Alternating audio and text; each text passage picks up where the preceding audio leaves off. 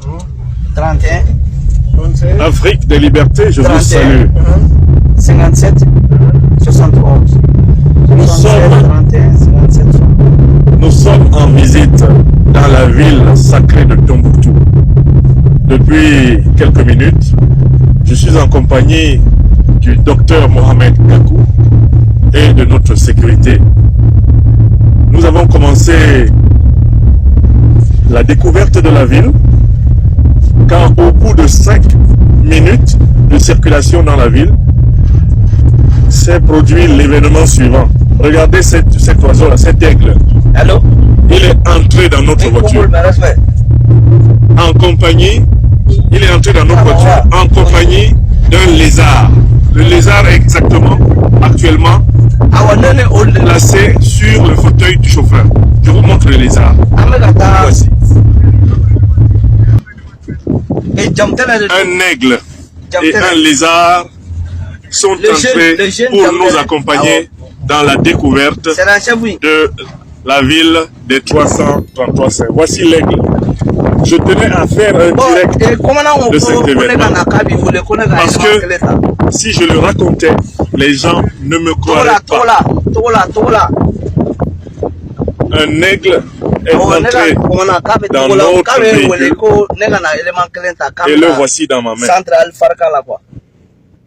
Il est entré en compagnie d'un lézard. Docteur Gakou, est-ce que je mens? Je confirme. Voilà. Pour nous souhaiter la bienvenue dans la ville mystérieuse. Il est déjà en train de nous mystifier. Eh oui. On a du jamais vu. C'est du jamais vu. Mais c'est très possible. Voilà. Donc, nous allons naturellement libérer le bel oiseau. Mais, voilà. Regardez comment il est magnifique. Il est magnifique. Regardez, on va le libérer. Libérons-le ensemble, docteur.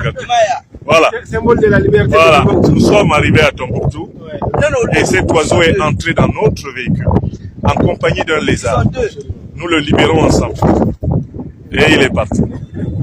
Il est parti, le voilà. Voilà. Je tenais à vous faire vivre ça en direct, parce que si je l'avais raconté après sur les réseaux sociaux, les gens allaient dire il est en train de raconter du n'importe quoi.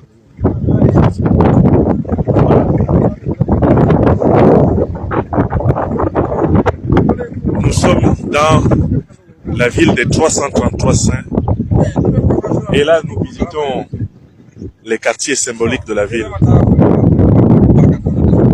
À l'occasion de la biennale artistique de Tombouctou, je suis venu découvrir cette ville dont on me parle depuis mon enfance.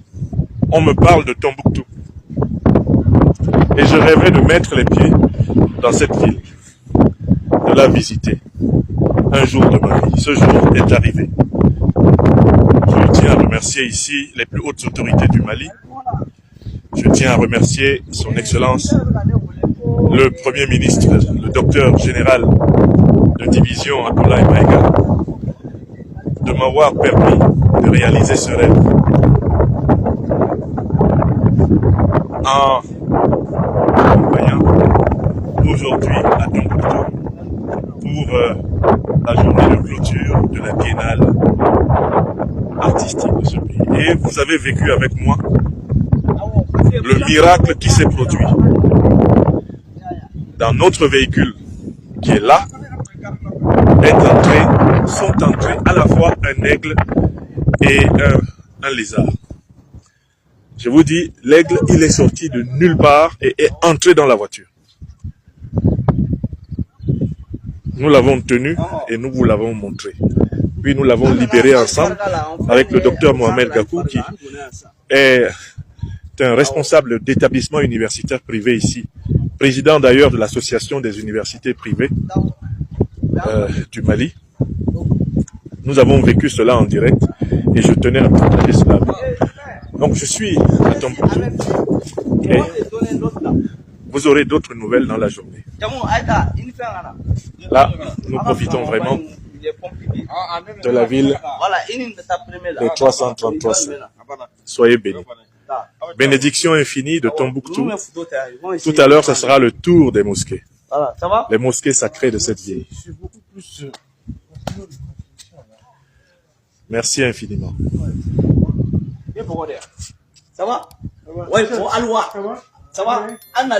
Dès les premières secondes de la séquence, le propos s'inscrit dans une atmosphère calme, contemplative et accessible. Franklin Nyamsi partage une arrivée à Tombouctou marquée par la découverte et l'attention portée aux détails du quotidien. Le ton est posé, descriptif, et invite l'auditeur à entrer progressivement dans un espace chargé de symboles, sans emphase ni dramatisation. Cette ouverture, volontairement apaisée, crée un climat de confiance et de curiosité intellectuelle, propice à une écoute attentive et durable. La démarche de diffusion en direct relève d'un choix assumé de proximité. Elle ne cherche pas à produire un discours figé ou solennel, mais à transmettre une expérience vécue, presque immédiate. Franklin Nyamsi se place ici dans la tradition du témoin voyageur, à la fois observateur et passeur de sens. Cette posture rappelle les récits des lettrés africains d'autrefois, qui parcouraient les cités de savoir et rapportaient, par la parole, les enseignements tirés de leurs itinérances. Tombouctou, dans cette continuité historique, n'est pas simplement un lieu géographique, mais un espace de transmission. L'épisode relaté lors des premiers instants dans la ville, présenté comme une situation inattendue, est raconté avec retenue et sobriété. Les faits sont exposés sans interprétation imposée, laissant à chacun la liberté de perception. Cette manière de relater est significative, elle montre un refus de l'exagération et une volonté de rester dans l'observation. L'événement devient alors un élément narratif symbolique, non par le commentaire qu'on en fait, mais par le contexte dans lequel il s'insère. Il accompagne l'entrée dans la ville comme une image d'accueil, une transition douce entre l'extérieur et l'univers culturel de Tombouctou. À travers ce récit, Franklin Nyamsi met en lumière une relation harmonieuse entre l'être humain et son environnement. Le geste consistant à relâcher les êtres vivants évoqués est décrit comme naturel, presque évident, soulignant une éthique du respect et de l'équilibre. Cette dimension résonne profondément avec les philosophies africaines traditionnelles, où le monde visible et le monde symbolique coexistent sans opposition. Le propos, sans jamais le formuler explicitement, suggère que la modernité peut s'articuler avec des valeurs anciennes, sans les effacer. La suite du témoignage élargit la perspective pour replacer l'expérience personnelle dans une histoire collective. Tombouctou est évoqué comme une cité de savoir, dont la renommée dépasse largement les frontières régionales. Pendant des siècles, elle fut un carrefour intellectuel, accueillant érudits, manuscrits et débats. Cette mémoire savante, souvent évoquée dans les livres et les récits scolaires, prend ici une dimension concrète. Franklin Nyamsi ne se contente pas de rappeler cette histoire, il la fait sentir par sa présence même dans les quartiers emblématiques de la ville. Le fait qu'il mentionne un rêve ancien, nourri depuis l'enfance, donne une profondeur particulière au récit. Tombouctou devient le symbole de ces lieux africains longtemps idéalisés, parfois éloignés, mais profondément ancrés dans l'imaginaire collectif. L'accomplissement de ce projet personnel rejoint alors une quête plus large, celle de la reconnexion avec des repères culturels et intellectuels africains souvent méconnus ou simplifiés dans les récits contemporains. La biennale artistique sert de cadre institutionnel et culturel à cette visite. Elle illustre une dynamique actuelle de valorisation du patrimoine et de création contemporaine.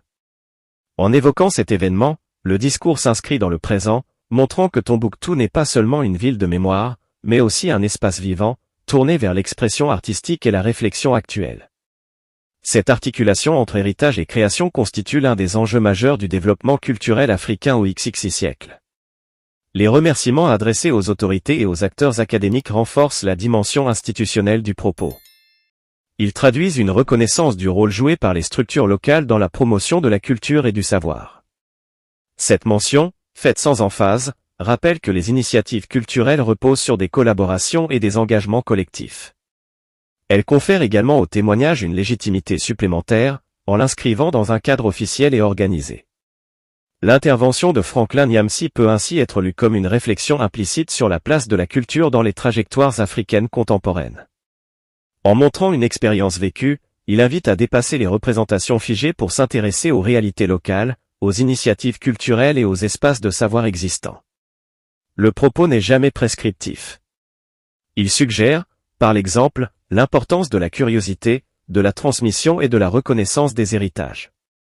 Cette approche est particulièrement pertinente dans un contexte où l'Afrique cherche à affirmer ses récits, ses références et ses priorités. Tombouctou, en tant que symbole, rappelle que le continent a été et demeure un lieu de pensée, de création et de dialogue. Le témoignage agit alors comme un pont entre passé et présent, entre expérience individuelle et mémoire collective. La conclusion du récit s'inscrit dans une tonalité d'ouverture et de continuité. Franklin Nyamsi évoque la poursuite de la découverte, laissant entendre que ce premier témoignage n'est qu'une étape. Cette perspective ouverte favorise l'engagement du public, invité à suivre le cheminement intellectuel et culturel proposé. Le message final est empreint de sérénité et d'optimisme, suggérant que la connaissance et la valorisation du patrimoine constituent des leviers essentiels pour l'avenir. En filigrane, se dessine une vision constructive pour l'Afrique, celle d'un continent qui puise dans son histoire pour nourrir des projets contemporains, qui valorise ses espaces de savoir et qui encourage les échanges respectueux. Le témoignage de Tombouctou n'est pas un simple récit de voyage, il devient une invitation à regarder autrement, à écouter et à apprendre. Comme le dit un proverbe africain, le voyageur qui sait d'où il vient comprend mieux où il va. Ce message d'espoir conclut naturellement cette immersion, rappelant que la connaissance du passé et l'attention au présent sont des clés pour bâtir un avenir équilibré et confiant.